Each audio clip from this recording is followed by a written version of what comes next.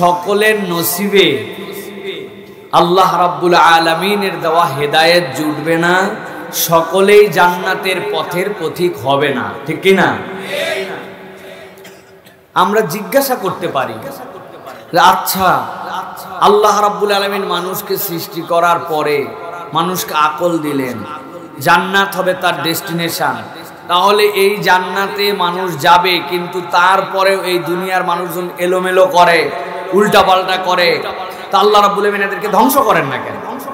এরকম একটা প্রশ্ন আমাদের মাথার মধ্যে আসতে পারে। আল্লাহ মানে না, রসুল মানে না, ইসলাম মানে না, এদেরকে তো ধ্বংস করে দিলেই হয়। বিষয়টা হচ্ছে কিরকম ভাই, এই দুনিয়াটা হচ্ছে একটা পরীক্ষার হলের মতো। আপনি প্রশ্ন 5টা দিয়ে দিছেন, প্রশ্ন দেওয়ার পরে ছেলেপেলেরা পরীক্ষা দিতে গেছে। এখন একজনকে জিজ্ঞাসা করা হয়েছে বাংলাদেশের রাজধানীর নাম কি, ওই লিখতেছে বাংলাদেশের রাজধানীর নাম জয়পুরহাট। কি লিখছে? এখন পরীক্ষার যে গার্ড আছে সে দেখছেও, কিন্তু সে কি ঘাট ধরে বাইর করে দিবে, বাড়া তুই বাড়া ভুল লিখছিস বাড়া, বলবে? কি করবে? বলবে তোর পরীক্ষা তুই দে, যখন স্যারের কাছে খাতা যাবে তখন টের পাবুহিনী, তাই তো না ভাই? কিন্তু পরীক্ষার থেকে বের করে দেওয়ার কোনো নিয়ম নাই, পরীক্ষা তুই দে, নাম্বার কত জায়গা মতো যাই হবে।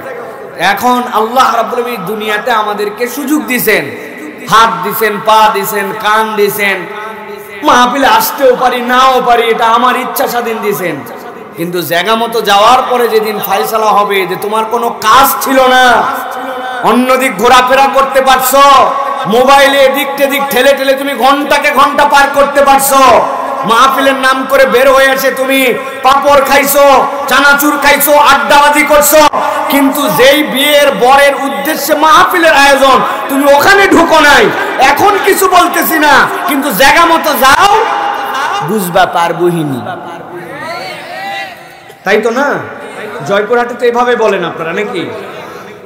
আউযু বিল্লাহি মিনাশ শাইতানির রাজীম। বিসমিল্লাহির রাহমানির রাহিম।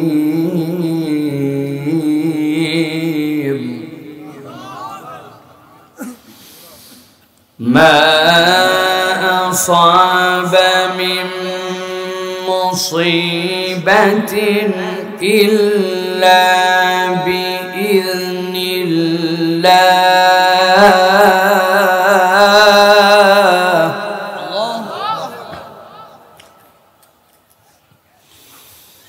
ওয়া মান ইউমিন বিল্লাহি ইয়াহদি قلبه والله بكل شيء عليم.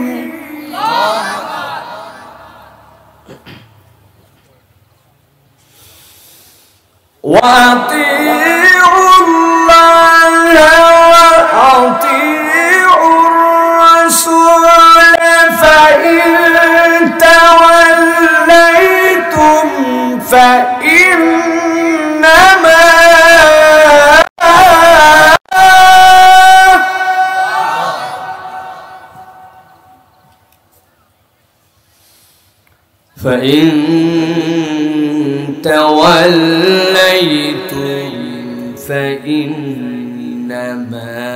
على رسولنا البلاغ المبين.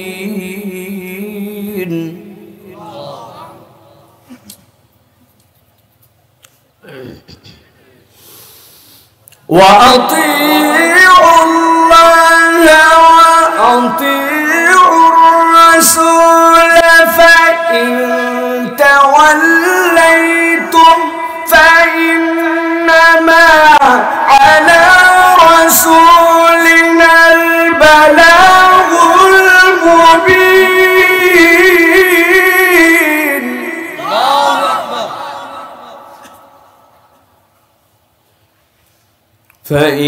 فإنما على رسولنا البلاغ المبين.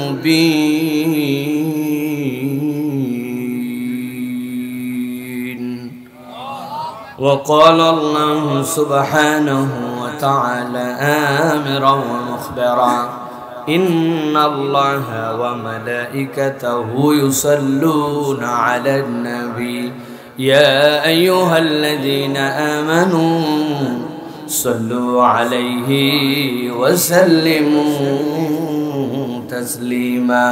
اللهم صل على محمد وعلى آل محمد كما صليت على إبراهيم وعلى آل إبراهيم إنك حميد مجيد. اللهم بارك على محمد وعلى آل محمد كما باركت على إبراهيم وعلى آل إبراهيم إنك حميد مجيد.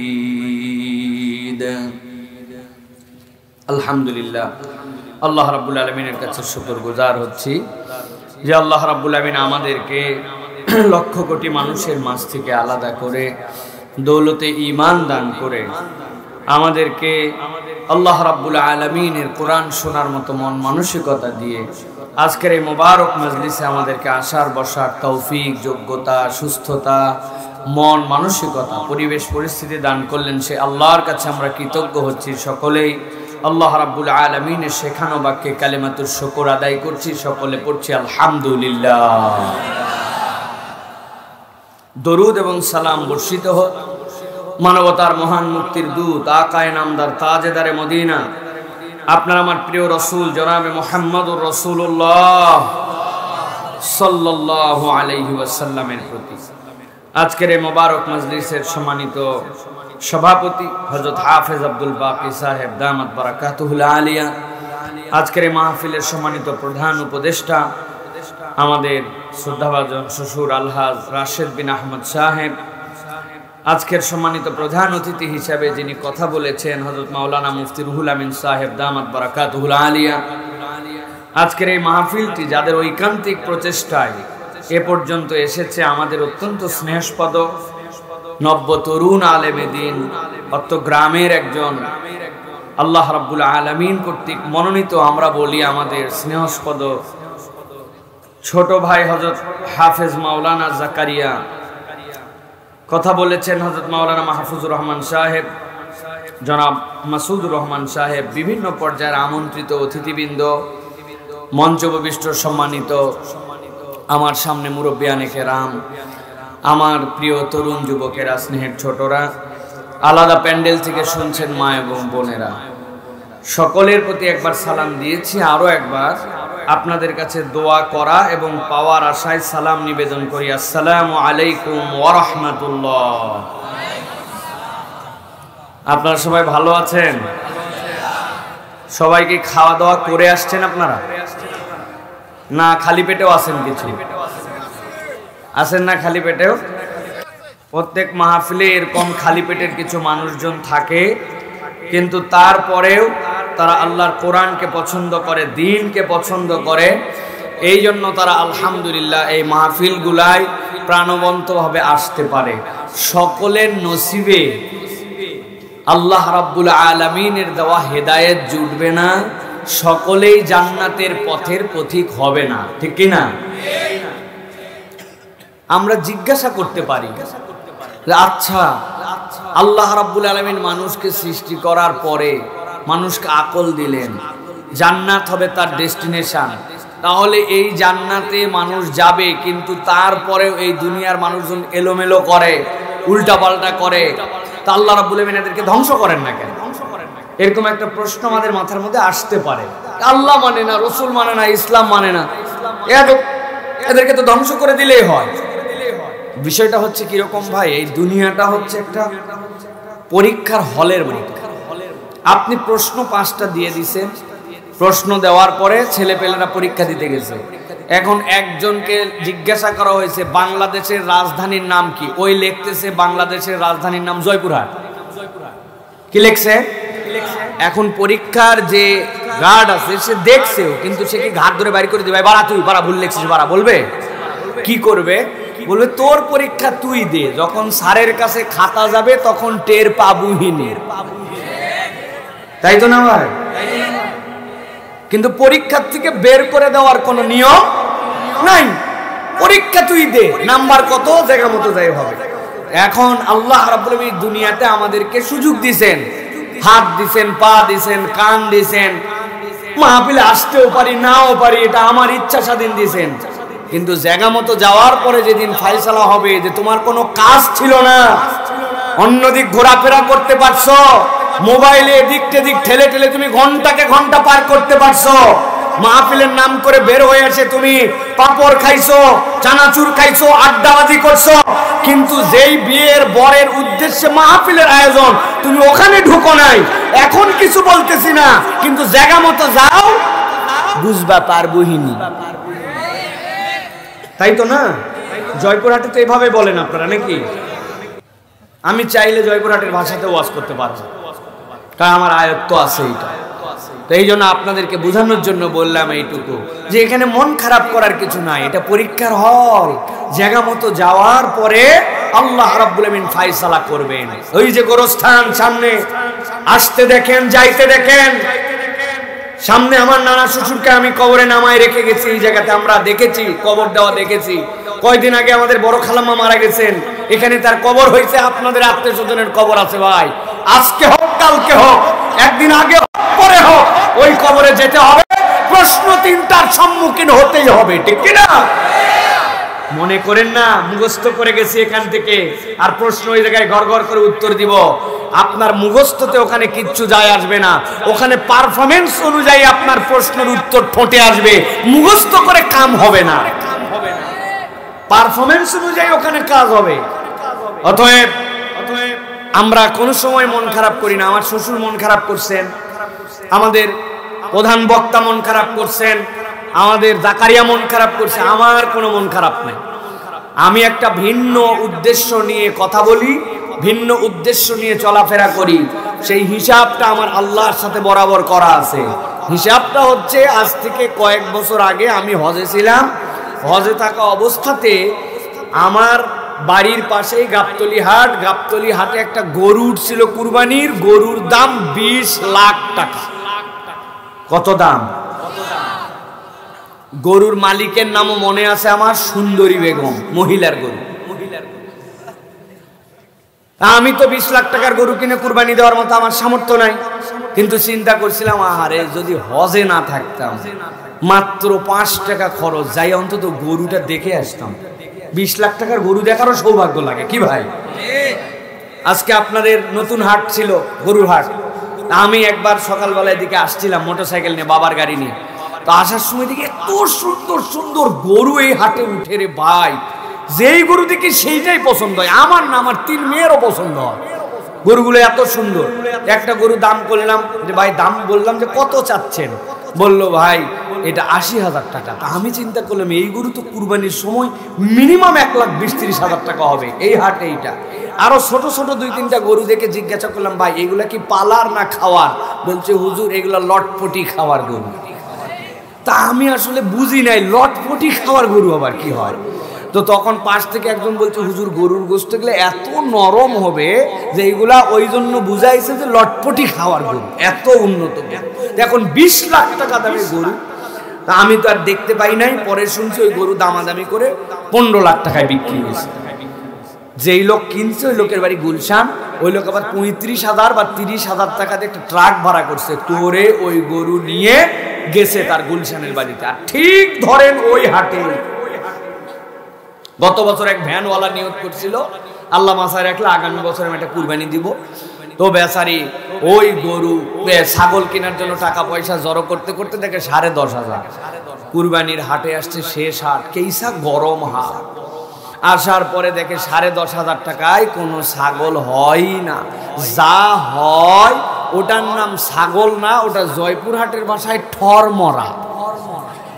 কি ভাই আপনারা একটু কথাবার্তা বলেন? হ্যাঁ, ঠর মরা। তা এখন ওই ছাগল কিনছে, কিনে টিনে কোনো রকমে দাঁতা মাথা দেখে কিনে এখন ভ্যানের মধ্যে নিজের ভ্যানে উঠাইছে। উঠানোর পর চিন্তা করছে নিয়ে যেতে লাগে, এই ছাগল দেখে কে যে আবার বলে যে এই মরা ছাগল করতে আনলি। এই লজ্জায় কোমর থেকে গামছা খুলে উপর দিয়ে আস্তে করে ঢাকায়া ওই ছাগল নিয়ে গেছে। যেদিন কুরবানির দিন সকালবেলা 15 লাখ টাকা দামের গরু, 30,000 টাকা দামের ভাড়া, আর আরেকজনেরটা কেবল 10,500 টাকা। ওইটা দুইটাই কুরবানি হয়েছে। আল্লাহ লোক পাঠাইছে, ডাইরেক্ট চলে যাও 15 লাখ টাকার যেখানে কুরবানি ওইটা আগে কবুল করো। তাই তো? ভালো করে বুঝে থাকেন। আল্লাহ কোরআনে বলছেন লা ইয়ানালাল্লাহু লুহুমুহা ওয়ালা দিমাউহা ওয়ালাকিন ইয়ানালুহুত তাকওয়া মিনকুম। আল্লাহ তোমার রক্ত দেখেন না, গোশত দেখেন না, আল্লাহ দেখেন। আল্লাহ অন্তর নিয়ে আল্লাহর কাছে কে আসছিল। আল্লাহ চাইলে 15 লক্ষ টাকা দামেরটাও কবুল করবেন, আল্লাহ চাইলে 10,500 টাকা দামেরটাও কবুল করবেন, কিন্তু আল্লাহ দেখতে চান অন্তর নিয়ে কে আসছিল। এই প্যান্ডেল ভর্তি হতে পারে, হাজার হাজার লোকের সামনে কথা বলি, লাখ লাখ মানুষ হয়, কিন্তু আল্লাহর জন্য যদি ওই লাখ মানুষের জন্য কেবল লোক দেখানোর জন্য হয়, কোনো দাম নাই। আর এখানে যদি একজন দুইজন আল্লাহর জন্য কথা শুনতে আসে আর হেদায়েত নিব এই মনের প্রতিজ্ঞা হয়, তাহলে এইটাই আল্লাহর কাছে কবুল হতে পারে। ঠিক না? আমি এটা এই জন্য বললাম, আপনারা ভাইবেন না জামাই এখানে আসছে, লোক কম হয়েছে কি বেশি হয়েছে, কথা কেমন বলবে না। আমি 1 লাখ লোক থাকলেও যা বলতাম, এখানে যতটুকু আসছে ওই মানুষের সামনে অতটুকুই কথা বলে দেব। আপনারা সবাই চলে গেলেও মাইকালা যেতে পারবে না। আর আমার কথা আপনারা যতটুকু না শুনবেন, আগামী 3 দিনের মধ্যে এই কথা অন্তত পক্ষে 10 মিলিয়ন লোক শুনবে। এই যে যেগুলো আছে দেখছেন না, মিনিমাম 10 মিলিয়ন লোক কথা, 1 কোটি লোক কথা শুনবে 3 দিনের মধ্যে। এদের ভিউ হয়ে যাবে সবার মিলে। কারণ এরা যাত্রার ওয়াজ রেকর্ড করতে যায় না, ওরা জানে যে মানুষজন কার ওয়াজটুকু পছন্দ করে, বুঝে সুঝে ওরা যায়, ওদের আসা যাওয়ার খরচ আছে। ভাই আমি বাড়ায় বলি নাই, অহংকার করেও বলি নাই, আল্লাহ মাফ করুক আমাকে, এটা ওই সেন্সে বলি নাই, বোঝানোর জন্য বলছি যে কথা যতটুকু বলি একটুখানি হিসাব কিতাব করে বলি। ওই হিসাব কিতাবের কথাটুকু মানুষ পছন্দ করার জন্যই শুনে, এটাই বাস্তবতা। ঠিক কি না প্রিয় ভাইরা? তা আমরা কোরআনুল কারীম থেকে কিছু কথা শুনবো ইনশাআল্লাহ। আমাদের যারা তরুণ যুবকরা আছেন তাদের কাছে আরো একবার দাবি দিয়ে রাখতেছি, সুযোগ থাকলে আপনারা ভিতরে আসেন এবং স্যান্ডেলটা খুলে বসেন, মেহেরবানি করে একটু বসেন। বসার পরে তারপর যখন খারাপ লাগবে উঠে চলে যাবেন। আপনাদের এখানে কাউকে কোনো ধরে রাখা হবে না, শোনাই লাগবে আপনার বসে গেছেন, লজ্জায় পড়ে গেছেন না। আপনার যখন সিনেমা দেখতে মন চাবে না, গান শুনতে মন চাবে না, উল্টাপাল্টা জিনিস দেখতে মন চাবে, তখন জোর করে দেখেন। কিন্তু কোরআন হাদিস আপনাকে জোর করে শোনা লাগবে না ইনশাআল্লাহ। কোরআন হাদিসের এত বড় ঠেকা পড়ে নাই যে তার ক্যান্ডিডেট খুঁজে খুঁজে জোর করে শোনানো লাগবে। আপনার দিলের স্বার্থে, আমাদের স্বার্থে কোরআন হাদিস শোনা লাগবে। কোরআন হাদিসের স্বার্থে আমাদেরকে কোরআন শোনা লাগবে না। কোরআনের মর্যাদা আল্লাহর কাছে নির্ধারিত, ইসলামের মর্যাদা আল্লাহর কাছে নির্ধারিত, অথবা আপনি শুনলে আর না শুনলে কিচ্ছু যায় আসে না কোরআনে। ঠিক কি না? আল্লাহ রাব্বুল আমিন বলছেন, গভীর মনোযোগে খেয়াল করেন, আল্লাহ বলছেন দুনিয়ার মানুষ কেন শুনবে এই কোরআন, কেন তুমি আল্লাহর কাছে এই কথা শুনবে? রব্বুল আমিন বলছেন মা আসাবা মিন মুসিবাতিন ইল্লা বিইজনিল্লাহ।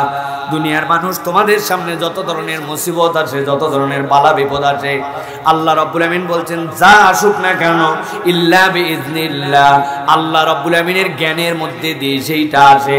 তোমার সামনে যত বড় বিপদ, তোমার সামনে যত বড় মুসিবত যাই হোক না কেন, আল্লাহ রব্বুল আমিন জানেন না এরকম কখনো নয়, বরং রব্বুল আলামিনের কাছে সেই বিষয়ে সম্যক জ্ঞান আছে। তবে রব্বুল আমিন বলছেন আমি রব্বুল আমিন তোমাকে যে বিপদ দিলাম, মুসিবত দিলাম, পরীক্ষা দিলাম, নানান ধরনের তোমার সামনে মুসিবত আসলো, এই জন্য নয় তোমাকে ধ্বংস করে দেওয়ার জন্য, তোমাকে ফাঁসায় দেওয়ার জন্য। আল্লাহ বলছেন যত বড়ই মুসিবত আসুক, আমি আল্লাহ বললাম ওয়া মান ইউমিন বিল্লাহ ইয়াহদি কলবাহু।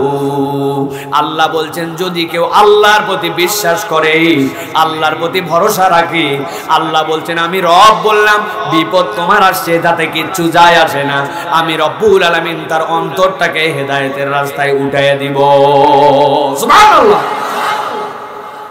আল্লাহ রাব্বুল আমিন এর পরে বলছেন বান্দা তোমার রবের ব্যাপারে তোমার ধারণা কি? আমি আল্লাহ রাব্বুল আলামিন আমার ব্যাপারে তোমার কাছে জানাচ্ছি। আল্লাহ বলছেন আল্লাহু বিকুল্লি শাইইন আলীম।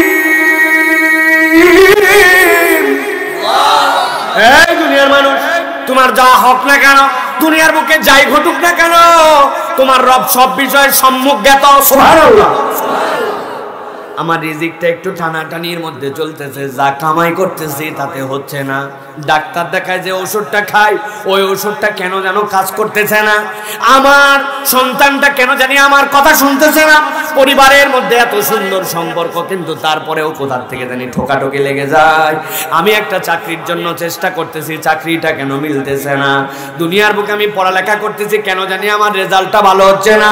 আমার শরীরের অসুস্থতাটা ভালো হচ্ছে না। আমলের চেষ্টা করতেছি, কিন্তু তারপরেও আমলের দিকে দিল যেন টানতেছে না।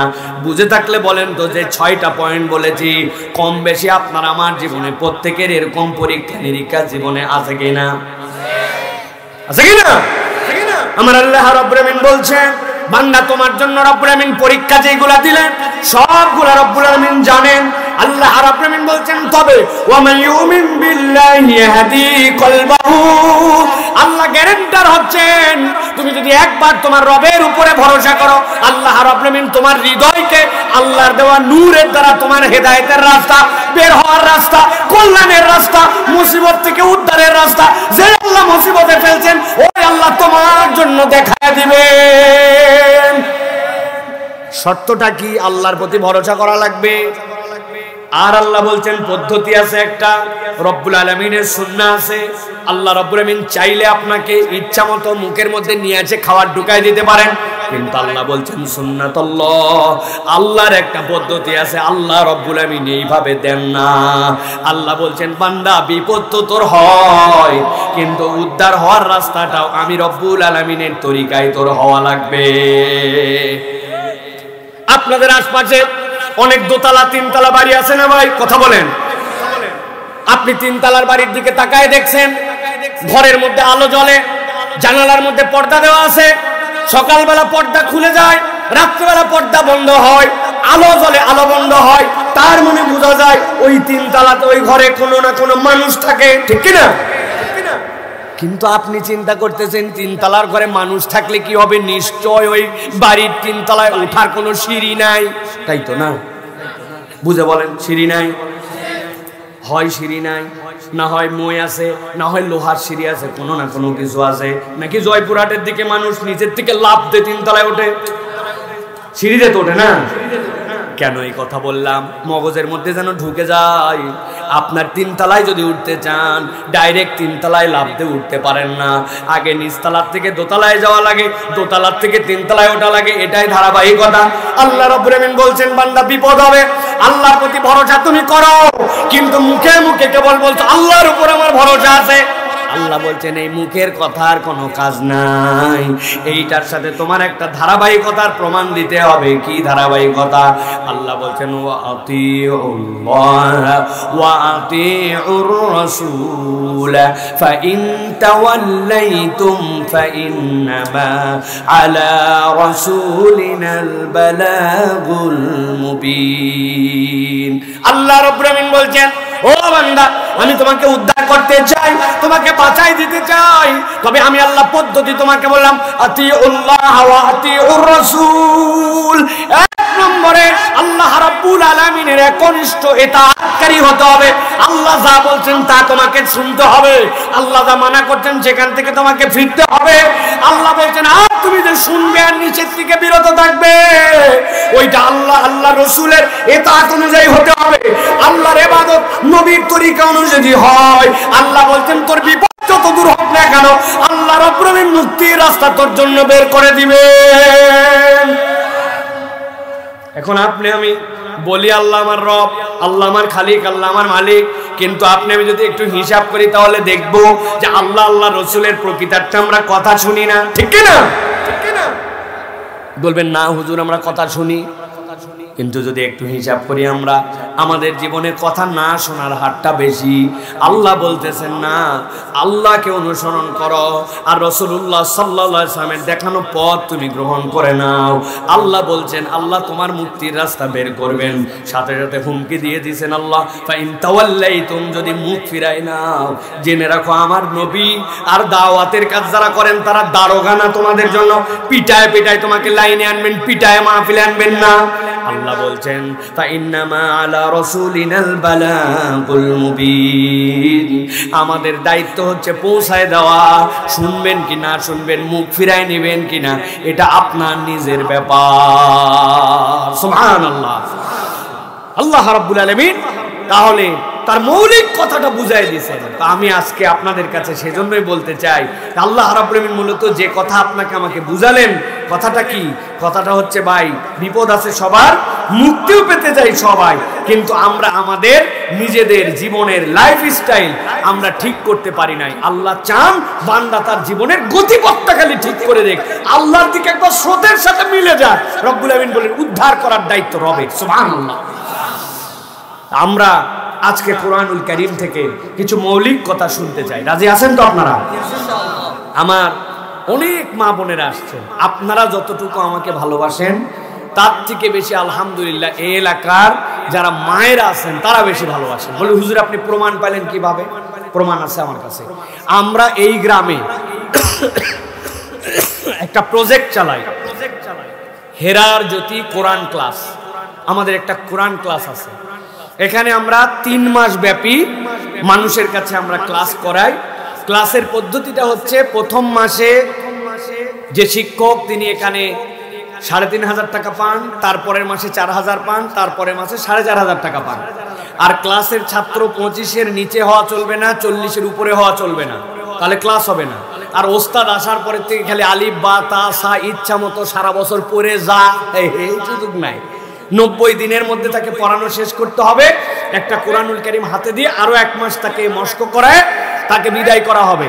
আর যে নাস্তা গ্রহণ করবে সেই কেবল ক্লাসে আসতে পারবে, সেটা বিস্কুট হোক, চকলেট হোক, চিপস হোক, সিঙ্গারা হোক, খাওয়া লাগবে। খাইয়ে আপনাকে এই ক্লাস হতে হবে। আলহামদুলিল্লাহ আমরা এখন পর্যন্ত এই গ্রামে 5 শতাধিক মানুষের কাছে কোরআনুল কারীম ধরায় দিতে পারছি। এইটাতে আমার বাবা আমাকে বরাবর বলেন যে বাবা মহিলাদের ক্লাসটা বন্ধ করা যাবে না। মহিলারা বলে 3 মাসে শিখার পরেও বাড়িতে কোরআন শরীফই পড়তে পারে না, ওরা একটু রানিং থাকলে কোরআন শরীফটা পড়বে, তোমার কাছে অনুরোধ করছে। তো আমরা ক্লাস অন্যগুলা সংকলন করলেও বন্ধ করলেও মহিলাদের ক্লাস বন্ধ করে নেই। প্রত্যেকটা মহিলারা এই আল্লাহর কোরআনের কারণে আমাদেরকে ভালোবাসে।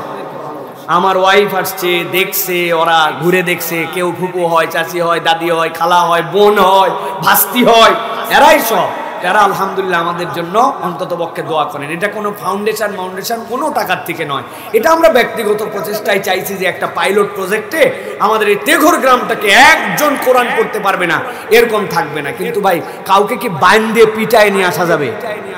মুরব্বী জানে ক্লাস হয়, উনি আসে না, উনি ওই সময় পান খায়, খিলাল মারে, আর দোকানের মধ্যে যায় আড্ডা মারে, আর টিভির মধ্যে সংবাদ দেখে, মাঝে মাঝে সংবাদের ফাঁকে ফাঁকে ড্যান্সও দেখে, আসে না? ওই সময় কোরআন ক্লাস হয়। উনি যদি না আসে তাহলে তো কিছু করার নাই। কিন্তু আমরা 1-2 বছরের প্রচেষ্টায় একটা বৃহৎ অংশকে আমরা এখানে কোরআনুল কারীমের অক্ষরযুক্ত জ্ঞানের মধ্যে আমরা নিয়ে আসছি। এই হিসাবে আমাদের কয়েক শত মহিলা আসছেন। আপনারা যদি নাও শুনেন ওয়াজ, মহিলাদের জন্য হলেও আমাকে ওয়াজ করা লাগবে, কেননা তারা 1 বছর অপেক্ষা করছে। অতএব আমরা এখন কোরআনুল কারীম থেকে সরাসরি কিছু কথাবার্তা শুনতে চাই। আপনারা আসেন তো ভাই? ইনশাআল্লাহ আছেন ইনশাআল্লাহ? আচ্ছা, এখানে ইয়াং কারা আছে ভাই? তাদের বয়স 40 হয়নি এখনো, হাত তোলেন তো একটু। আন্ডার 40 2 হাত তোলেন একটু। 40-এর নিচে যারা, হ্যাঁ হাত তোলেন। ওই যে মুরব্বী হাত তুলছেন কেন? দাড়ি পাকে গেছে? হ্যাঁ না, বাবা দেখছি আমাদের সাথে আছে, মারহাবা বলেন। হাত তুলছেন সবাই, শক্ত করে হাত তুলছেন। এখন আমরা যারা 40-এর নিচে তারা আমরা একটা স্লোগান দিব, মুরব্বীদের কোনো ওয়াজও নেই, আওয়াজও নেই, ঠিক না ভাই? খালি ইয়াংরা আমরা একটা তাকবীর দিব। মুরব্বীরা আপনারা আমাদের সাথে তাকবীর দিবেন না, মেহেরবানি করে। আপনারা চুপচাপ থাকেন। এখন ইয়াংরা পারবে ভাই একটু তাকবীর দিতে? একটা দেখে একটা তাকবীর দাও, লিল্লাহি তাকবীর। হাত নামাও। মুরব্বীরা পছন্দ হয়েছে তাকবীর আপনাদের? যতগুলা তরুণ যুবক কি মনে হচ্ছে এগুলা ব্যাটারি আছে না নাই? Battery fuse. হ্যাঁ, এবার যারা মুরব্বীরা আছেন আপনারা একটা তাকবীর দিয়ে দেখাতে পারবেন ইনশাআল্লাহ যে এখন পর্যন্ত আপনাদের হিম্মত আছে? পারবেন ইনশাআল্লাহ? দেখি শুধু মুরব্বী যারা আছেন 40-এর উপরে তারা এবার একটা স্লোগান দিবেন, পারবেন ইনশাআল্লাহ? দেখি একটা তাকবীর দেন, লিল্লাহি তাকবীর। শুনছো? এরা চিন্তা করছে হুজুর যে পাম্পট্টি দিয়ে উনাদের দেওয়া হয়েছে না, আমাদের এরকম সুযোগ দিলে আমরা ফাটাই ফেলতাম নাকি। এবার সবাই মিলে 2 হাত উঁচু করেন দেখি, সবাই মাঠে যারা আছে, এই 2 হাত তোলো, সোজা করো, সোজা করো। ছোট ছোট বাচ্চা কাচ্চা হাত বেঁকা করে তুলছে, সোজা করো, সোজা সোজা সোজা করো। ওই যে আমার ভাগনা সামনে বসে আছে, হ্যাঁ সোজা করে, সোজা সোজা, শক্ত করে সোজা করেন। হয়নি, হাত আবার নিচ থেকে তোলেন। হয়নি, আপনাদের হাত সোজা করার অভ্যাস নাই তো অনেকদিন। হাত একসাথে রেডি, তোলেন সবাই, তোলেন, হাত তোলেন, হ্যাঁ সোজা করে তুলছেন। এবার পিছন দিক একটু টানা দেন, ডানে বামে একটু নড়াচড়া দেন, হাতটা বের এরকম করেন, এরকম এরকম, সবাই হাত করছেন, সবাই এরকম হাত ধরছেন। এবার ডানে বামে তাকায় দেখেন কারা কারা হাত উঠাতে পারেন, চেহারাগুলো একটু চিনে নেন। সবাই উঠছে, সবাই। এবার ডানে বামে একটু নড়াচড়া দেন, নড়াচড়া দেন, পেছনে একটু টান দিয়ে বুকটা ফুটাই দেন। হ্যাঁ এবার সোজা করেন হাত, সোজা সোজা সোজা, একসাথে সোজা করেন, 2 হাত পরিষ্কার করেন। হয়নি, ভালো করে দেন। যেগুলা কান আর মুখ বান্ধা আছে এগুলো খুলে ফেলবেন এক্ষুনি। হাত সোজা করেন। এমন শীত নামাইছেন আপনারা, একবারে সোজা করছেন সব, গলা পরিষ্কার হয়েছে। ওই যে পিছনে ভাই জিন্সের শার্ট, কি সমস্যা আপনার ভাই? হ্যাঁ হাত সোজা করেন। এবার বুক বরাবর নেন, এই বরাবর, হ্যাঁ এই বরাবর। এবার আমরা একটা আকাশ বাতাস মুখরিত করে তেগরবাসীকে জানাতে চাই যে আপনারা মনে করছেন প্যান্ডেলে লোক নাই, আসলে প্যান্ডেল আর বেশি ফাঁকাও নাই, ঠিক না? তাকবীর দিতে পারবেন একটা ইনশাআল্লাহ? আমি যখন লিল্লাহে তাকবীর বলবো উপর দিকে হাত দুটো ছুঁড়ে দিয়ে আল্লাহু আকবার বলতে হবে, পারবেন ইনশাআল্লাহ? পারবেন তো? তবে উত্তরবঙ্গের লোকের একটা অভ্যাস আছে ভাই, আপনি যত পাম্পট্টি দেন, একদল লোকের মধ্যে আছে লিল্লাহে তাকবীর আল্লাহ আর ব্যাটারি ফেল একবারে, এই লোক আছে না ভাই? যত পাম দেন, উনি মন খারাপ করে বলে আসছে আমি জোরে কথা কমু না, এই লোক বা এগুলা বা যারা হিম্মত আছে তারা এবার রেডি, সবাই পারবেন ইনশাআল্লাহ? দেখে এটা তাকবীর ডালি, লিল্লাহে তাকবীর, লিল্লাহে তাকবীর, আল কোরআনের আলো, আল হাদিসের আলো, তোমার নেতা আমার নেতা, তোমার নেতা আমার নেতা, আলেম ওলামা যেখানে, লিল্লাহে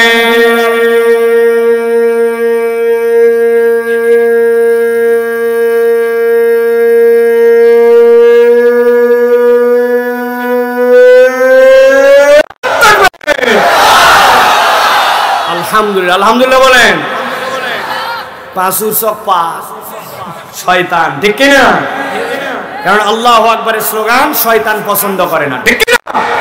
এই জন্য আল্লাহু আকবারের স্লোগান যারা পছন্দ করবে না, বুঝবেন এরা হচ্ছে শয়তানের চাচাতো খালাতো ভাই। এই জন্য আমরা দায়িত্বহীন কণ্ঠে একটা কথা বলতে চাই, যাদের পার্টিতে যাদের দলে আল্লাহু আকবারের স্লোগান নাই, এরা কখনো মুসলমানদের পক্ষের লোক হতে পারে না, ঠিক কিনা? আপনি মুসলমান পরিচয় দিলে আল্লাহু আকবার আপনার সাথে থাকতে হবে, এরপরে যা থাক না থাক আল্লাহু আকবার যার সাথে নাই ওরা মুসলমানের পক্ষের লোক নয়, ঠিক না? একদম কোরআন সুন্নাহ সম্মত কথা, এটা আমার গাজওয়ারি কথা না। কোরআন খোলা হয়েছে বিসমিল্লাহির রহমানির রহিম দিয়ে, আপনি বিসমিল্লাহর আল্লাহ বলতে পারেন না, আপনি আবার কিসের মুসলমানের দল, ঠিক না? অতএব আমরা আল্লাহু আকবারের পক্ষে থাকবো ইনশাআল্লাহ। তাহলে আমরা চলেন, অনেক রাত হয়ে গেছে, কথা বলতে বলতে 10:30 বেজে গেছে প্রায়। আমরা নির্ধারিত একটা সূরা থেকে আমরা নির্ধারিত একটা প্রসঙ্গে কিছু কথা শুনে আমরা চলে যাব ইনশাআল্লাহ। প্রিয় ভাইরা, আমরা দেরি না করে সরাসরি এখন কোরআনুল কারীমের তাফসীরের মধ্যে প্রবেশ করব ইনশাআল্লাহ। বিতাড়িত শয়তান থেকে আশ্রয় প্রার্থনা করে সমস্বরে একসাথে একদম জবানকে আল্লাহ রাব্বুল আলামিনের দেওয়া আমানত মনে করে আমরা সকলে একসাথে পড়ি, আউযু বিল্লাহি মিনাশ শাইতানির রাজীম, বিসমিল্লাহির রাহমানির রাহিম, ওয়াতলু আলাইহিম নাবা'আল্লাযী আতাইনাহু আয়াতিনা آياتنا فانسلخ منها فأتبعه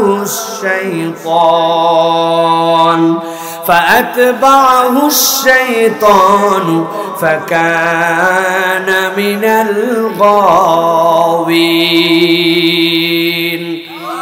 আল্লাহ রাব্বুল আলামিন নবীজি সাল্লাল্লাহু আলাইহি ওয়াসাল্লামকে বলছেন, ও আমার হাবিব, আপনার প্রতি দায়িত্ব দেওয়া হলো কিয়ামত পর্যন্ত মানুষের জন্য আপনি তেলাওয়াত করে দিয়ে যান।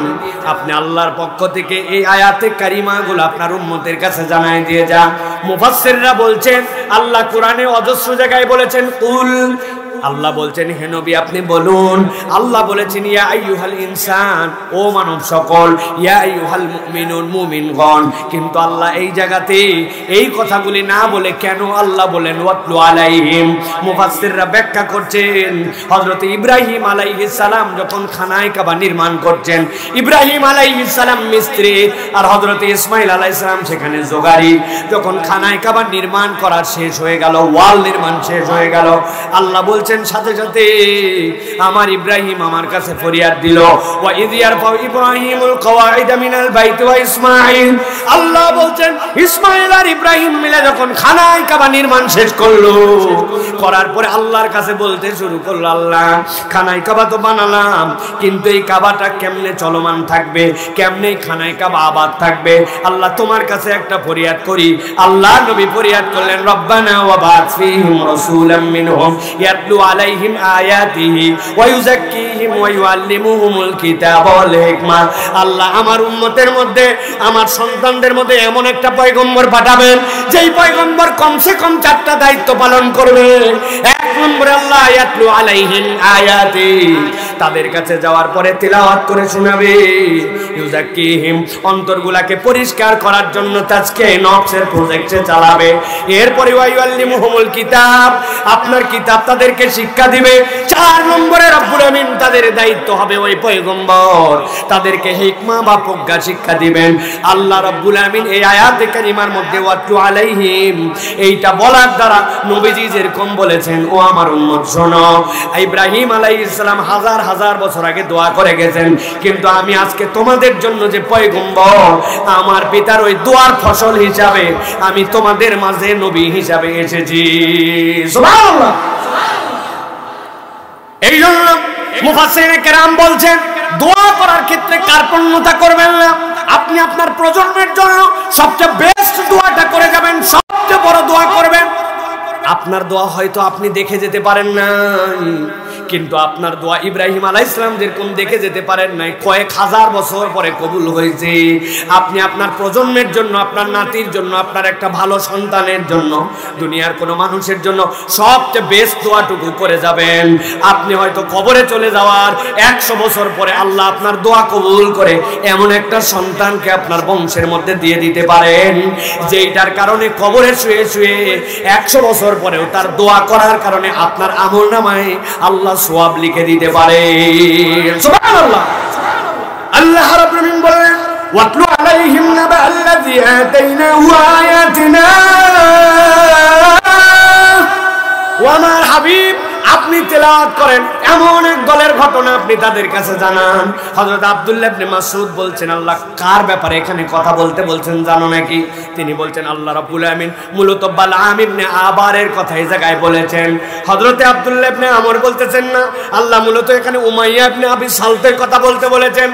তাফসিরে ইবনে কাসিরের ভিতরে আসছে, মুফাসসির বলতেছেন, ইবনে কাসির রাহমাতুল্লাহি আলাইহি বলছেন, মূলত আল্লাহ রাব্বুল আলামিন এই জায়গাতে যার কথাই বলেন না কেন, কিন্তু আল্লাহর সত্য যদি কেউ অস্বীকার করে, ওই সত্য অস্বীকারীর তালিকার মধ্যে যে ঢুকে যাবে, আল্লাহ কিয়ামত পর্যন্ত তার দীক্ষা এবং শিক্ষা দেওয়ার জন্য আল্লাহ রাব্বুল আলামিন আয়াতে কারিমা অবতীর্ণ করেছেন।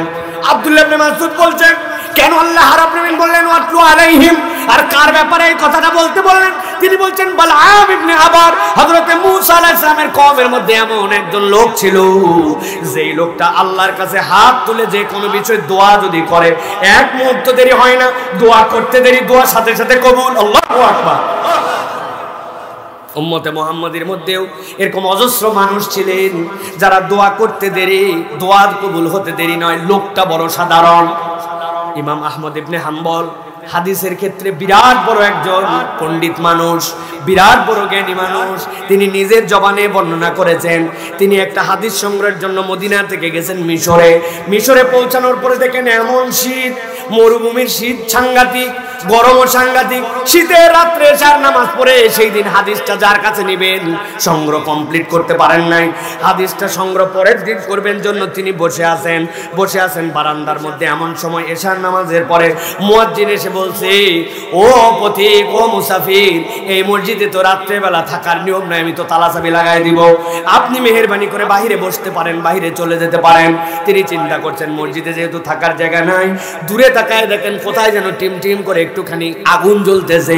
তাকায় বুঝছেন এখানে কোনো একটা হয়তো হোস্টেল অথবা কোনো একটা দোকান আছে, যেই দোকানের মধ্যে হয়তো বা আগুন জ্বলতেছে। হেঁটে হেঁটে সেখানে গেছেন, অন্তত আগুনের পাশে বসলে তো তার জন্য কিছুটা হলেও গরম লাগবে।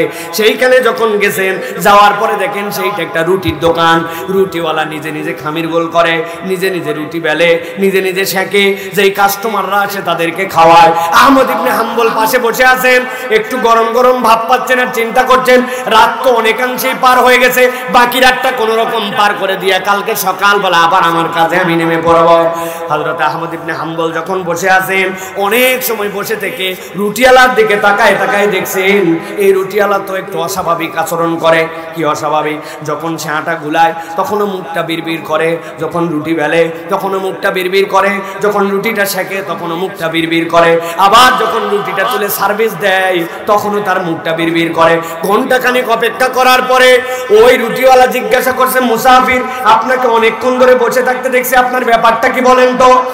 উনি তখন বলছেন, সংক্ষেপে আমি আসছিলাম একটা কাজে, আজকে কাজ শেষ হয় নাই, মসজিদে থাকার জায়গা নাই, তোমার আগুনের পাশে একটু অপেক্ষা করতেছি শীতের রাত, আগামীকালকে সকালে কাজ শেষ করে আমি আমার গন্তব্যে চলে যাব।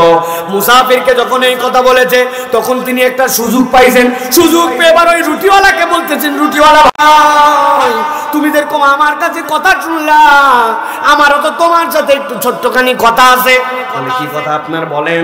বলতেছে, আমি তোমাকে অনেকক্ষণ ধরে ফলো করেছি, আমি দেখেছি তুমি যে কাজই করো মুখটা তোমার বিড়বিড় করে নড়াও, তুমি এই মুখটা যে নড়াও, তুমি এই সময় কি বলো আর কি বলো, সব সময় দেখতেছি এরকমই আছো। তুমি কি হাফেজে কোরআন নাকি, যে কোরআন তেলাওয়াত করে এরকম কাজ করে বিষয় কিনা? বলে, না, আমি হাফেজে কোরআন নয়।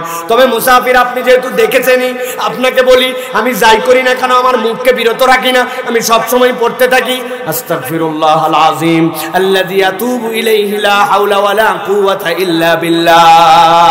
আমি সব সময় এটা পড়ি, আর এইটা পড়ে আমি অনেক ফায়দা পাই।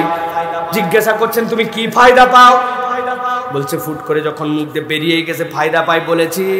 ও মুসাফির, শোনেন, আমি সব সময় যে এইটা তাসবিহটা পড়ি, এইটার ফায়দাটা এমন, আমি আল্লাহর কাছে এই তাসবিহ পড়ার কারণে এমন একটা গুণ অর্জন করেছি, আমি যদি আল্লাহর কাছে কোনো দোয়া করি, রব্বুল আমিন আমার কোনো দোয়া ফেরত দেন না, দোয়া করতে দেরি, কবুল হতে দেরি না। তবে মুসাফির, একটু বাড়াবাড়ি কথা বলে ফেলছি, আমি যা দোয়া করছি সব কবুল হয় বলছি না, না, না, আমার কেবল একটা দোয়া এখন পর্যন্ত কবুল হয় নাই, একটা দোয়া আমার কবুল হয় নাই, ওই একটা দোয়ার জন্য আমি অপেক্ষা করতেছি। আহমদ ইবনে হাম্বলের ভিতরে ক্রেজ তৈরি হয়ে গেছে, কি বলে এই ছেলে, সব দোয়া কবুল হয়, আবার একটা দোয়া কবুল হয় নাই, সেটা আবার কি? সাথে সাথে জিজ্ঞাসা করতেন, সেই দোয়াটা কি? বলে, শুনেন, সেইটা মনের দুঃখের কথা, আমার বাড়িতে আমার একজন মা আছেন বৃদ্ধা, তার জন্য দেখার কেউ নাই, খাওয়াই আমি, গোসল করাই আমি, রাত্রেবেলা যাওয়ার পরে তাকে ওষুধও খাওয়াতে হয়, তাকে ছেড়ে দূরে কোথাও যেতে পারি না, তবে দিলে আমার একটা তামান্না, আমি শুনেছি মদিনায় এমন একজন যুগশ্রেষ্ঠ আলেম আছেন, যেই আলেমটা নববীর হাদিসের খেদমত করেন, আমার খুব ইচ্ছা জীবনে একবার যে তার হাতে মুসাফা করে তার কাছ থেকে একটু দোয়া নিয়ে আসবো। তিনি আহমদ ইবনে হাম্বল, আমার খুব ইচ্ছা তাকে একবার দেখবো। যেই না ওই যুবক এই কথা বলছে, আহমদ ইবনে হাম্বল দাঁড়ায় গেছেন। এতক্ষণ পর্যন্ত তার কথার মধ্যে কিছু অবিশ্বাসের দৃষ্টিভঙ্গি থাকলেও যেই না এই কথা বলছে, তার তো ভিতর থেকে অস্থিরতা দাঁড়ায় গেছে, চিৎকার দিয়ে বলছেন, যুবক, এতক্ষণ পর্যন্ত তুমি যে কথা বলেছো, তোমার কথার ভিত্তিতে বিশ্বাস করেছি, কিন্তু এখন যে কথাটা বলেছো, এখন আমি সাক্ষ্য দিচ্ছি তুমি সত্য কথা বলছো। উনি বলছে, আপনি কে রে ভাই? আপনি আমার এই কথা সত্যায়ন করতেছেন, আপনি কে? বলে শোনো যুবক, তুমি যে আমল করে করে আল্লাহর কাছে মুস্তাজাবুদ দোয়া, তোমার দোয়া কবুল হয়, কিন্তু এতদিন পর্যন্ত দোয়া করেছো কবুল হয়েছে, আর তোমার যেই দোয়া ওই দোয়াও কবুল হয়েছে, তবে ভিন্নভাবে। তুমি মনে করেছো আহমদ ইবনে হাম্বলের কাছে মদিনায় যেয়ে দেখা করবে, কিন্তু আল্লাহ তোমাকে এমন পছন্দ করেছেন এই শীতের কনকনা রাতে তোমার দোয়ার কারণে আহমদ ইবনে হাম্বলকে তোমার রুটির দোকানের সামনে হাজির করেছেন। আমি হচ্ছে আহমদ ইবনে হাম্বল। চলতে ফিরতে কত কথা বলি, বাজে সময় নষ্ট করি, বাজে কথা বলি, অপ্রাসঙ্গিক ভাবে মুখকে আমরা ব্যবহার করি, করি কিনা? আজগবি কথা, গালির কথা, মুখের বাজে কথা, যে কথা না বললেও চলে, অথবা মুখ বন্ধ করে রাখি। কিন্তু যেই তাসবিহগুলা বান্দা যদি মুখ দিয়ে উচ্চারণ করে, তার আমলনামাটা আস্তে আস্তে ভার হয়ে যায়। সুবহানাল্লাহি ওয়া বিহামদিহি সুবহানাল্লাহিল আযীম বলতে বড় সহজ, কিন্তু আল্লাহর কাছে মিজানের পাল্লায় এমন ওজন হবে, বান্দা সারাদিন চলে অথচ 100 বার এই কথা বলতে পারে না। আস্তাগফিরুল্লাহাল আযীম নবীজি সারাদিন 70 বার বলতেন, আর আপনার আমার গুনাহ খাতায় জীবন ভরপুর, আমার কাছে 7-12 মুখের থেকে আমাদের বের হয় না। নামাজ পড়া শেষ, আসসালামু আলাইকুম রাহমাতুল্লাহ, আসসালামু রাহমাতুল্লাহ, চো করে টাং মারে উঠে চলে যায়। নামাজের পরে যে তাসবিহ আছে ওইগুলা পড়ার মতো সময় নাই, পার হয়ে পরে মোবাইল ঠেলতে লাগে যায়। কথা বলেন। হযরত আব্দুল্লাহ ইবনে মাসউদ বলছেন, মূসা আলাইহিস সালামের কওমের মধ্যে এমন একজন লোক ছিলেন, দোয়া করলেই কবুল হয়। লোকজন তার কাছে গেল, গভীর মনোযোগ দেন, এটা শানে নুজুল। যাওয়ার পরে বলতে শুরু করলো, তোমার এই কওমের মধ্যে এমন একজন লোক আসছে, উল্টা পাল্টা কাজ করতেছে, আমাদের মধ্যে বিভেদ লাগাই দিয়েছে, আমাদের মধ্যে গন্ডগোল লাগাই দিয়েছে। মূসা আলাইহিস সালাম কিন্তু জালালি তবিয়তের নবী। কি তবিয়ত? আমরা একটা কেবল জানি যে মূসা আলাইহিস সালাম থাপড়ায় একটা জায়গা থেকে ব্রেক করে দিয়েছিলেন, এইটুকুই জানি। কিন্তু মূসা আলাইহিস সালামের এমন এমন ঘটনা হাদিসে আসছে, উনি কেবল জালালি নয়, আল্লাহর সাথে উনি যেভাবে কথা বলতেন আর কারো কথা বলারই অধিকার ছিল না। হযরত আদম আলাইহিস সালামকে বলছেন, আব্বা আপনার সাথে আমার কথা আছে আসমানে। কি কথা? বলতেছে, আপনাকে আল্লাহ জান্নাতে এত নিয়ামত দিল, খালি বলল লা তাকরাবা হাযিহিস শাজারা, এই গাছের কাছে যাবেন না। আপনি কি দুঃখ এই গাছের কাছে গেছিলেন, যাওয়ার কারণে তো আজকে আমাদের এই অবস্থা। এটা বানানো কথা না, এটা হাদিসের কথা। বাপের সাথে এরকম কথা বলতেছে। আদম আলাইহিস সালাম তো কুল মানুষ, আমাদের আব্বা। আব্বা বলছেন, তাই নাকি? হ্যাঁ ঠিক আছে। মূসা, তোমাকে আমাকে সকলকে দুনিয়ায় আসার আগে তোমার আমার আমলনামা, তোমার আমার তকদির কত হাজার বছর লেখা হয়েছে? বাবারে, কত হাজার বছর আগে লেখা হয়েছে? আব্বা বলতো।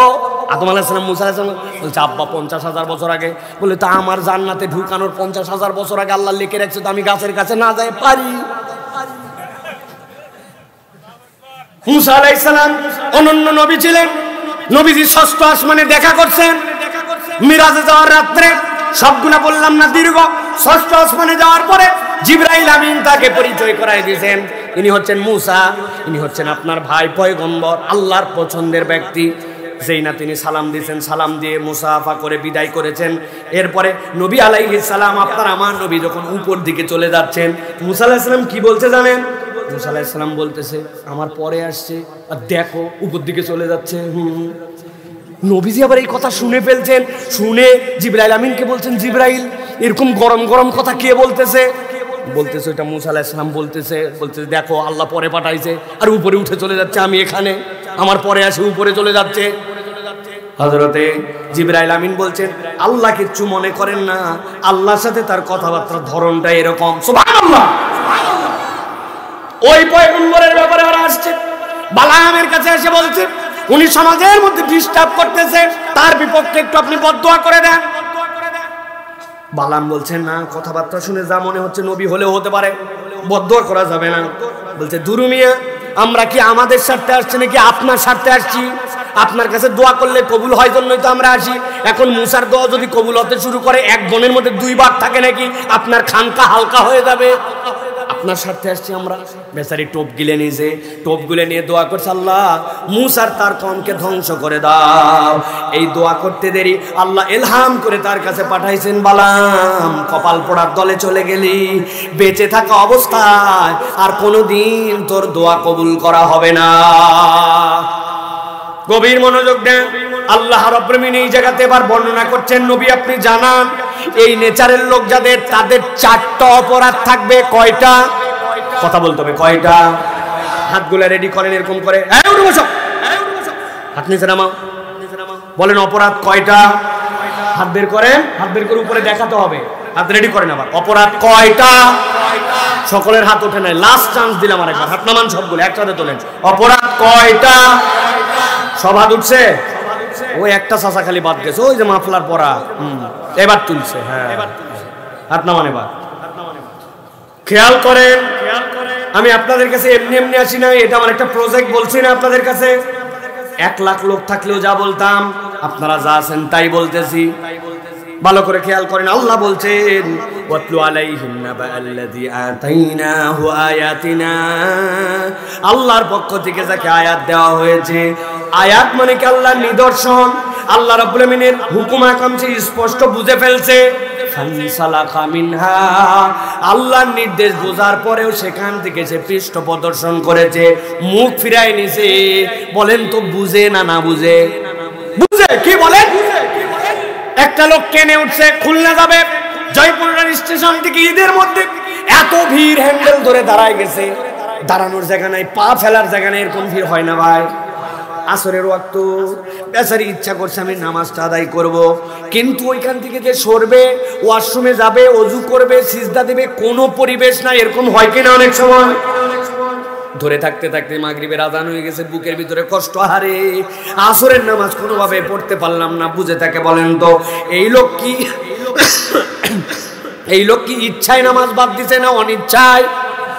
অনিচ্ছায়। কিন্তু আরেকটা লোক তেঘর বিষা, আপনার মসজিদের পাশে আযান হয়ে গেছে, আর সামনে পানের দোকান, সামনে ক্যারাম বোর্ড পার্টি, ইচ্ছা করলে নামাজ পড়তে পারে, যাইতে পারে, কিন্তু কাজের অজুহাতে, ধান কাটার অজুহাতে মাঠে কাজ করতেছে, অজু করতে পারবো না, নানান অজুহাত দিয়ে মসজিদে যায় না, বসে থাকে মসজিদের আশপাশে ঘোরাফেরা করে। এইরকম লোক এই গ্রামে আছে নাকি ভাই? তাহলে বুঝে থাকলে বলেন তো এই লোকটা কি নামাজ বাদ দিছে অনিচ্ছায় নাকি ইচ্ছায়? আমার আল্লাহ বলতেছেন, ভালো করে খেয়াল করো, অপরাধ নম্বর 1, আমি কিন্তু আপনাদের কাছে ধরবো আবার। আল্লাহ বলতেছেন অপরাধ নম্বর 1, ফানসালাখা মিনহা, ওই ব্যক্তিটা আল্লাহর আয়াত চিনার পরেও আল্লাহর আয়াত থেকে নিজের মুখ ফিরায় নিছে। আল্লাহ বলছেন যেই না কেউ আল্লাহর হুকুম, আল্লাহর আহকাম বিধান জানার পরেও নিজেকে ওখান থেকে সরায় নেবে, তার পরিণতি 2 নম্বর অপরাধ তার উপরে অটোমেটিক আসবে। কি আসবে? আল্লাহ বলছেন ফাআতবাহু শাইতানু ফাকানা মিনাল গাওয়িন।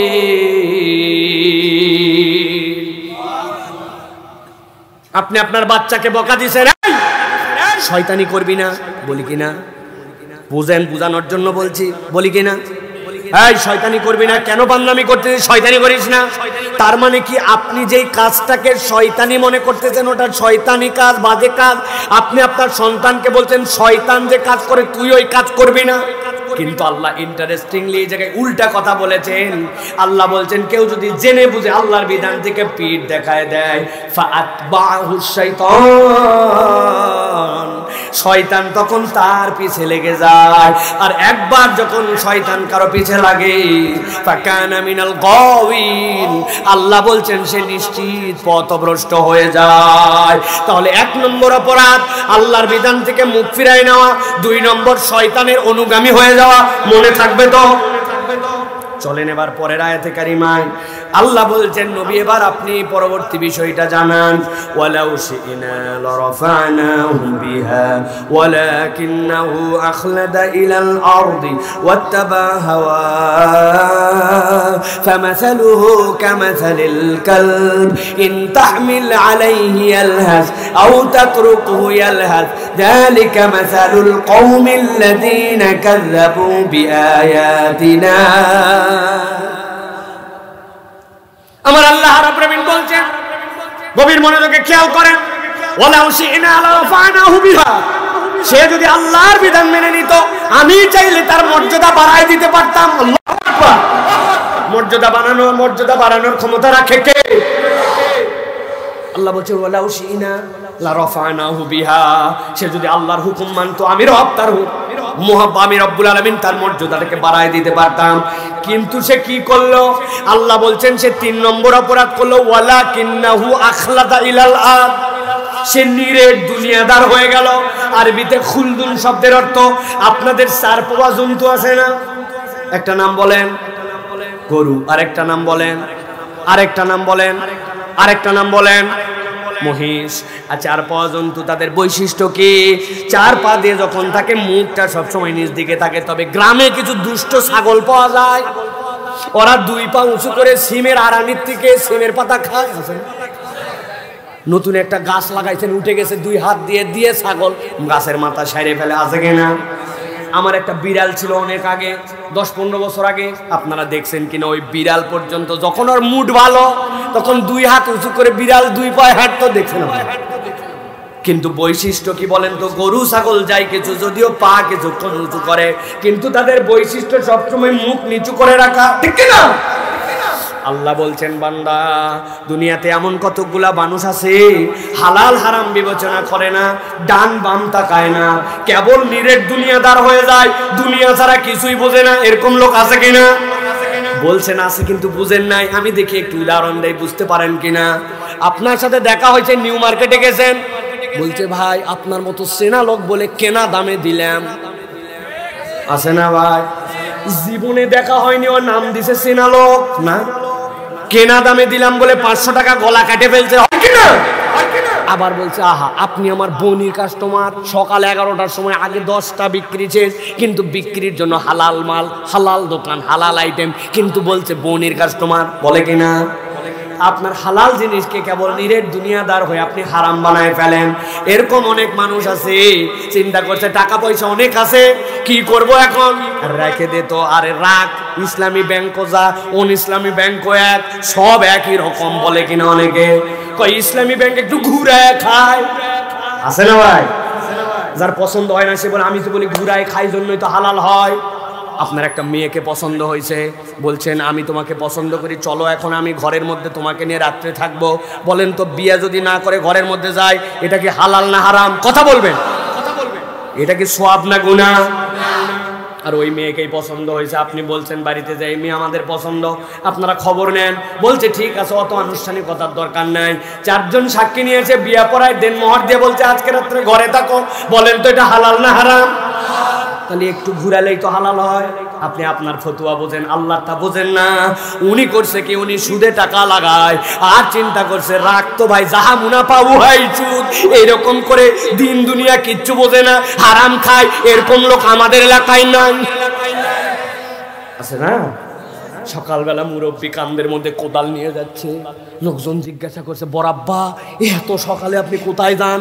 বলছে বাপ আগের মতো আর কাজ করতে পারি না, রোদ উঠলে, এই জন্য আমি একটু জমির আল কাটতে যাচ্ছি। আসল উদ্দেশ্য ভিন্ন। উনার সাথে যার জমি লাগানো ওই পারের লোক এখন আল কাটে পারে না, উনি আল কাটার নাম করে 4 আঙ্গুল একটু জমি ঠেলতে চায়। এই এলাকায় নাই। উনার 1 বিঘার জমির রেস্ট্রি টেস্ট্রি সব বৈধ, কিন্তু 4 আঙ্গুলের মধ্যে কেবল একটা করে গোছ ধান লাগাইছিল, ওইগুলা সব তার জন্য হালাল। এরকম দাড়ি টুপিওয়ালা এরকম মুসলমানও আছে কিনা? ওয়ালাকিন্নাহু আখলাকা ইলাল আরদ, ও কিচ্ছু চিনে না, কেবল চিনে দিনের দুনিয়া, দুনিয়া ছাড়া কিচ্ছু বোঝে না, আছে না? ও বাবা আছে মানে প্রত্যেক এলাকায় এখন দাদনের ব্যবসা আছে, প্রত্যেক এলাকায় এখন সুদের কারবার করে, ঘরে ঘরে এই সুদে টাকা হাওলাত দেয়, এই কারবারি আছে কিনা? এত বড় দাড়ি, গায়ের মধ্যে জুব্বা, আসরের নামাজ পড়ে একটা পান দিয়ে মুখ খিলাল করতে করতে আসছে এক মুরব্বীর কাছে। এসে ছেলে বলছে বাবা বড় বিপদে পড়ছে, 1000 টাকা চাচা হাওলাত দেন। বলছে হাতে টাকা নেই। বলছে বাবা আমার বাচ্চাটাকে ডাক্তার দেখান লাগবে, একটু 1000 টাকা। বললাম হাতে টাকা নেই। সাথে সাথে ছেলে বলছে মুরব্বী ভুল বুঝছেন, আজকে মঙ্গলবার, যদি 1000 দেন আগামী শুক্রবার 1250 রিটার্ন। বলছে বেকুব কোথাকার, মানুষের হাতের টাকা থাকে নাকি? ঘরের চল। বাড়িতে নিয়ে চলে গেছে, যাওয়ার পর 1000 টাকা বের করে দিয়ে বলছে লাগলে আরো বল, তোর চাচিও বসে নেয়, তোর চাচিও হাওলাত দেয়। তবে যা করবি তাড়াতাড়ি কর, ছোট দিনের বেলা মাগরিবের আজান হয়ে গেছে, আমি জামাতে নামাজ ধরবো। আসরের নামাজ পড়ে আসে, সুদে টাকা লাগায়া মাগরিবের নামাজ জামাতে ধরতে যায়। এরকম দাড়িওয়ালা মুসলমান নামধারী অনেকগুলা সুদখোর আমাদের সমাজে আছে কিনা? কথা বললেন না যে আছে কিনা? ভালো করে বোঝেন। আল্লাহ রাব্বুল আলামিন বলছেন ওয়ালাকিন্নাহু আখলাদা ইলাল্লাহ, আল্লাহর জন্য ওই ব্যক্তি একটু অন্তরে ভয় নাই, ও জমিনমুখী হয়ে গেছে, নিজের দুনিয়াদার হয়ে গেছে, দুনিয়া তারা কিচ্ছু বোঝে না। আছে কিনা? আল্লাহ বলছেন এটা অপরাধ নম্বর 3। কথা বললে দীর্ঘ হবে। আল্লাহ বলছেন 4 নম্বর অপরাধ কি তাদের? ওয়াত্তাবা হাওয়া, মন পছন্দ জিন্দেগি। অন্তর যতদূর পর্যন্ত সাপোর্ট দেয় ও ততদূর পর্যন্ত আল্লাহর হুকুম মানে। আর অন্তর যেখানে সাপোর্ট দেয় না সেইখান থেকে সে আল্লাহর হুকুম মানে না। এরকম ভিআইপি মার্কা মুসলমান আছে কিনা? আমার মা বোনেরা কথা শুনতেছে, ভালো করে বোঝেন। বিয়ের অনুষ্ঠানে এক মহিলা গেছে কমিউনিটি সেন্টারে। ছিলেন তো আপনারা না? আমি ওর নাম দিছি কমিউনিটি সেন্টার, ওটা ডিসপ্লে সেন্টার। কি সেন্টার? আপা আসেন তো একটা সেলফি তুলি। বলছে তুই কে রে? তোকে তো চিনলাম না। বলছে আমি এলাকা তো, পাড়া তো, দেশা তো, বিভাগীয় তো ভাই আছে না। জিজ্ঞাসা করছে আপা বাপরে দেখতে কি সুন্দর, মনে তো আসমান থেকে নেমে আসছে। আপনি কে গো? বলছে আমি তোর পাশের বাসার তসলিমা, চিনলু না? বলছে কিভাবে চিনবো, সারা জীবন বোরকা পরছো? বলছে আরে বিয়ে শাদির দিন মুখ মেকআপ করতে 1-1.5 টাকা লিছে, আজকেও যদি বোরকা পরি তাহলে কোন দিন আর বোরকা ছাড়া চলবো? আল্লাহর ইচ্ছায় নয়, যতক্ষণ তার ভালো লাগে বোরকা পরে, আর যতক্ষণ ভালো লাগে না তখন উল্টা পাল্টা করে। এইরকম মুসলমান নামদারি মহিলা আছে কিনা? ওয়াত্তাবা হাওয়া, মন পছন্দ জিন্দেগি গঠন করে। কতদিন পর্যন্ত শুনছে আল্লাহর নবী দাড়ি রাখছে, সকল সাহাবায়ে কেরামের দাড়ি ছিল, পৃথিবীর যত পয়গম্বরের সকলের দাড়ি ছিল, ওয়াজ শোনা শেষ। কিন্তু বলে তুই দাড়ি রাখলি না কেন? বলতেছে আনস্মার্ট লাগে, দেখতে দেখতে কেমন জানি লাগে। আছে কিনা? ঈদের সময় এদিক দিয়ে টান, বলছে মধ্যে একটু ফাঁকা থুয়েন, এদিক জোড়া দিয়া, আবার এদিক দিয়ে টান, বলছে তুই দাড়ি তুলি কবে? বলছে এটা দাড়ি না, স্টাইল। কি বলেন? বলে আমার দাড়ি হুজুর বেশি ওঠে না, ফুকু ফুকু লাগে। ঢাকা বিশ্ববিদ্যালয়ের এক ছেলের নাকি দাড়ি কম, স্যার নাকি বলছে এই তোর দাড়ি তো দেখতে ছাগলের মতো লাগে। ওই ছেলে বলছে একদম ঠিক কথা বলছেন আপনি, এই প্রথম একটা পারফেক্ট কথা বললেন। স্যার তো ঘাবড়ায় গেছে, কিরে আমি ছাগলদারি বলে টিটকারি করলাম, উল্টা দেখি ওই আরো অ্যাপ্রিসিয়েট করতেছে। বলছে তবে স্যার আপনার সাথে আমার একটু কথা আছে, আমাকে দেখতে ছাগল ছাগল লাগে, তবে আপনাকে দেখতে কুত্তা কুত্তা লাগে। কারণ ছাগলের মুখে দাড়ি আছে বলেই না ছাগল দাড়ি, আর কুত্তার মুখে দাড়ি নাই জন্য আপনি কুত্তার মতো। কি কর? কবে আপনি শুধরাবেন? ওয়াত্তাবা হাওয়া, আপনি এখন আপনার মন পছন্দ জিন্দেগি যাপন করেন, অপরের জানাজায় আপনি ওযু করে হাজির হন, কিন্তু আপনি আপনার নিজের নামাজ পড়েন না। ঠিক না? একটা প্রশ্ন উত্তর সেশন এখন সারা জীবন মনে রাখবেন। বলবো সবাইকে বলা লাগবে, বলবো।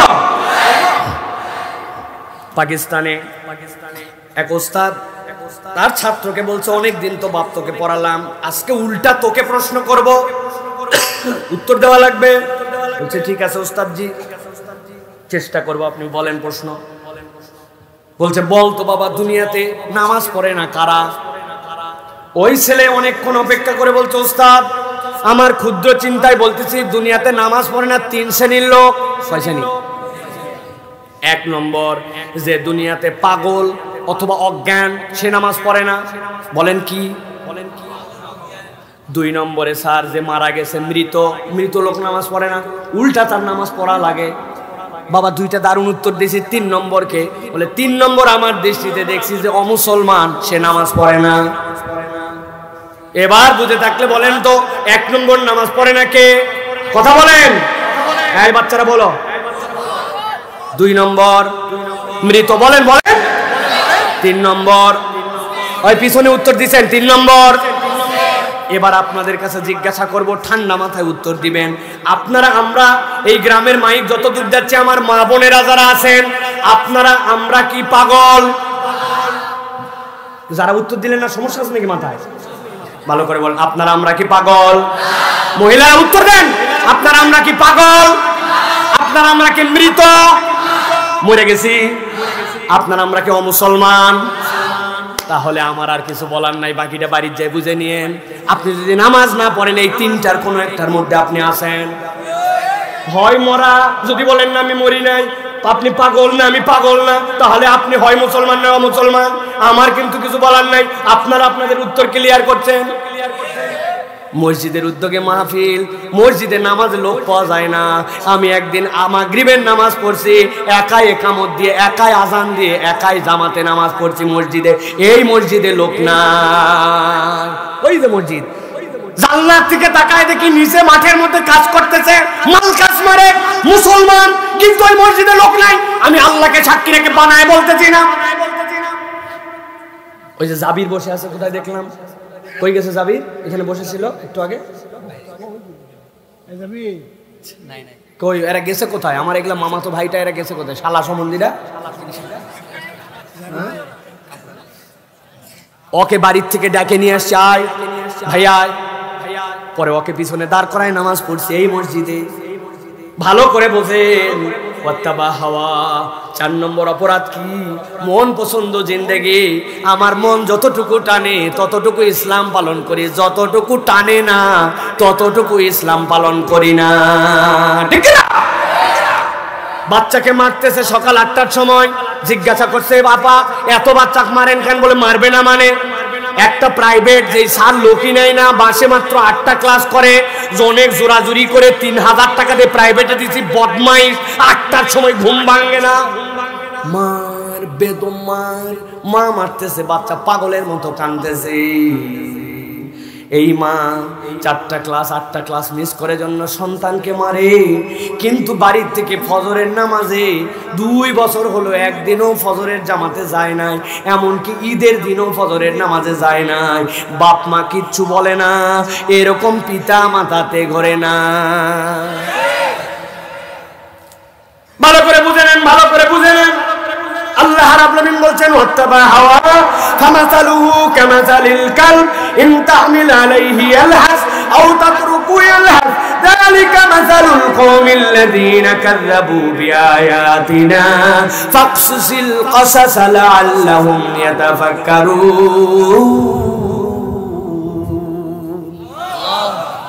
আমার আল্লাহ রাব্বুল আলামিন বলছেন 4টা অপরাধ আল্লাহর আয়াত থেকে মুখ ফিরায় নিয়েছে, শয়তানের অনুগামী হয়ে গেছে।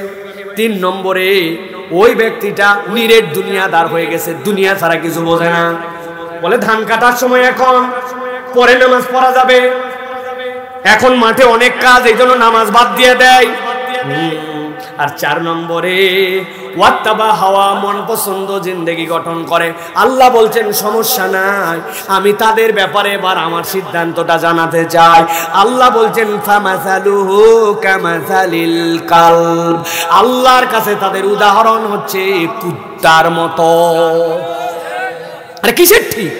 আপনার ঠিক বলাতে আর না বলাতে কি যায় আসে? আল্লাহ বলছেন ফামাসালুহু কামাসালিল কালব, আল্লাহর কাছে তাদের উদাহরণ কুকুরের মতো। মুখ দিয়ে উচ্চারণ করে বলেন, যদি আল্লাহ জবান দিয়ে থাকে কার মতো? যারা বলেন না, আর একটা চান্স দিলাম, বলেন কার মতো? নিশ্চয় চিন্তা করছেন, কুত্তা খুব খারাপ প্রাণী, নোংরা প্রাণী, এই জন্য আল্লাহ কুত্তার উদাহরণ দিয়েছে, তাই না? জি না। আমার মা বোনেরা খেয়াল করেন, অনেক কুকুর তো এরকম আছে, ওই কুকুর তো মানুষের থেকে বেশি কৃতজ্ঞ। আরে ঠিক বললেও ঠিক, না বললেও ঠিক। আমার নিজের প্রমাণ আছে। আমি চায়ের দোকানে ঢাকায় বাসার থেকে নেমে চা খেতে বসছি, বসার পরে চায়ের কাপ হাতে নিছি, আর আমি দেখছি উপরে তাকায় অনেক বিস্কুট ঝুলতেছে। ওর মধ্যে থেকে একটা বিস্কুট বলছি দেন তো, এনার্জি বিস্কুট, প্যাকেটের দাম কত? 5 টাকা না? কয় পিস থাকে?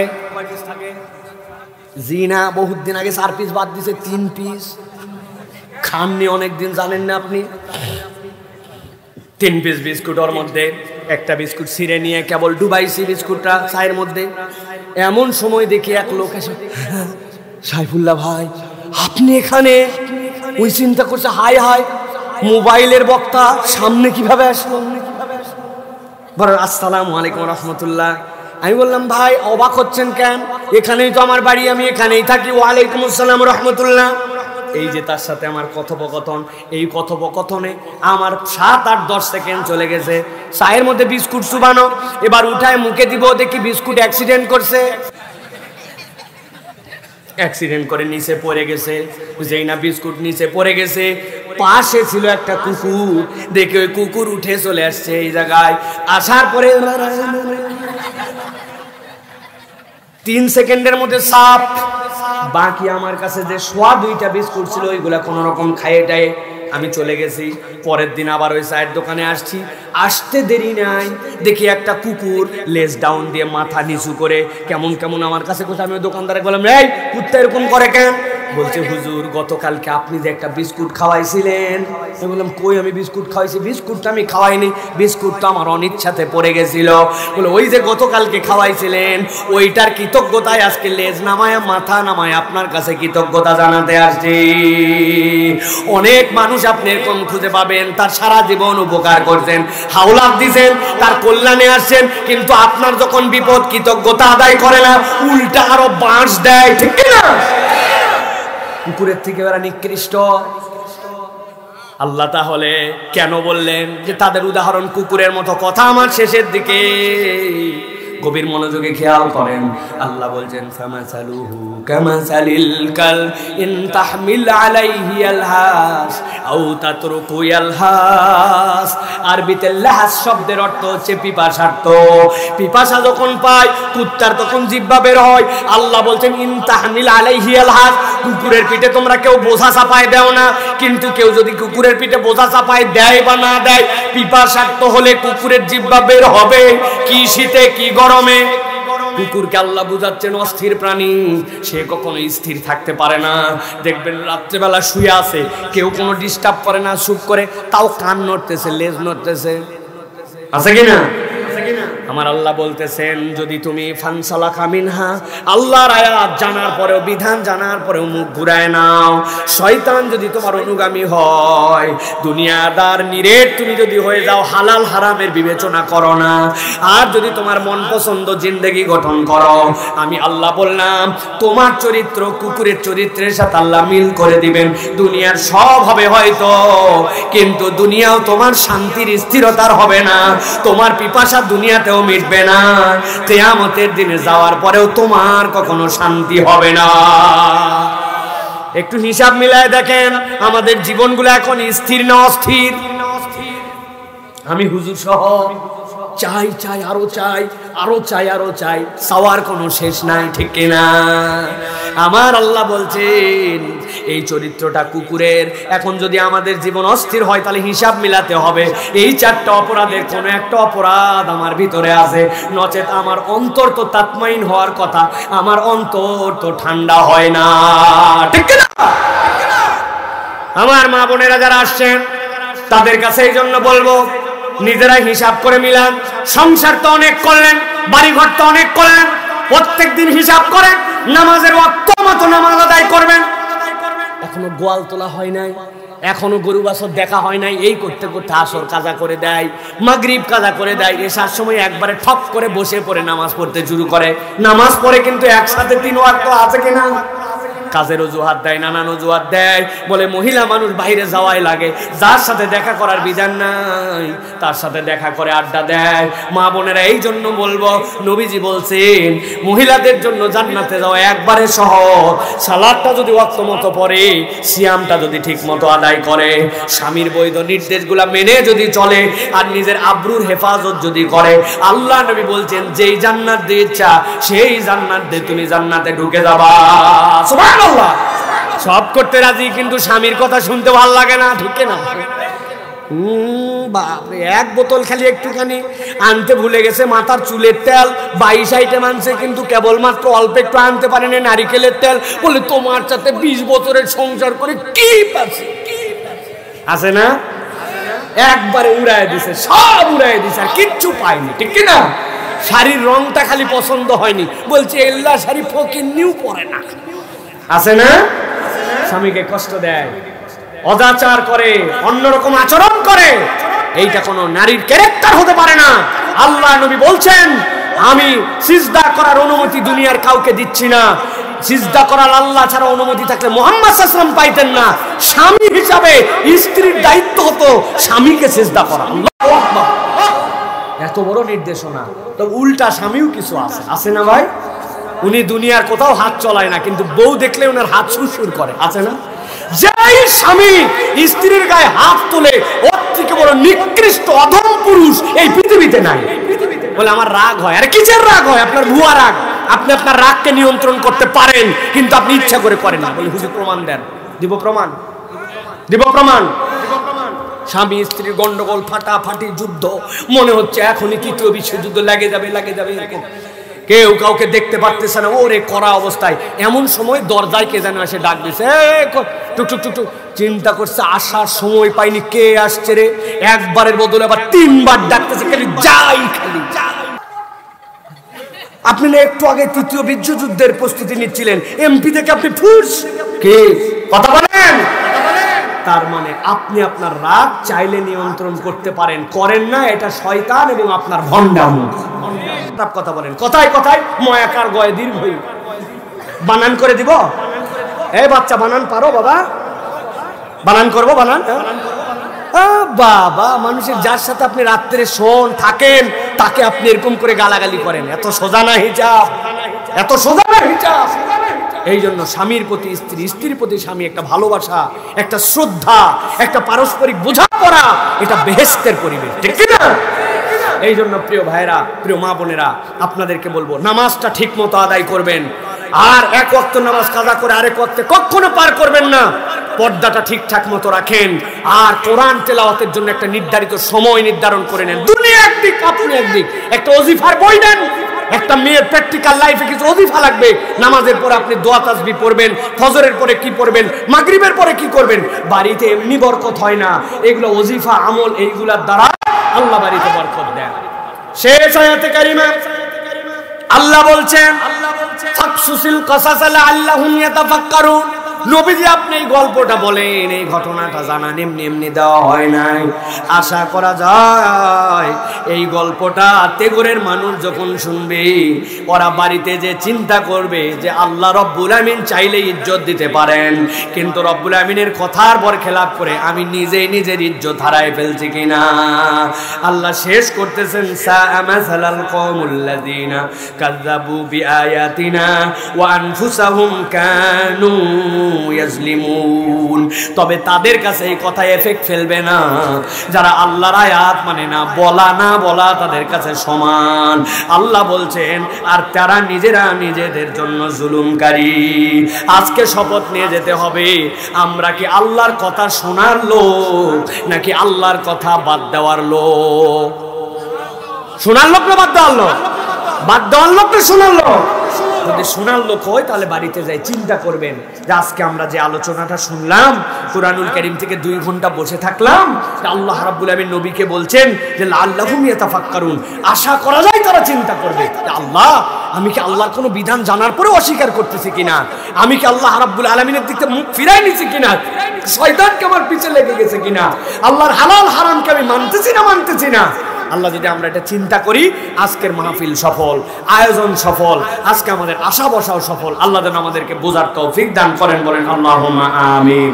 আল্লাহ আমাদের আশা বসাকে যেন কবুল করে নেন, বলেন আল্লাহুম্মা আমিন। আল্লাহ আজকের আয়োজনে যা ইন্তজাম হয়েছে, যা খরচ হয়েছে, যারা এসেছেন, আল্লাহ যেন সকলকে কবুল করে নেন, বলেন اللهم آمين. هذا ما عندي والعلم عند الله. سبحانك اللهم بحمدك أشهد أن لا إله إلا أنت أستغفرك وأتوب إليك.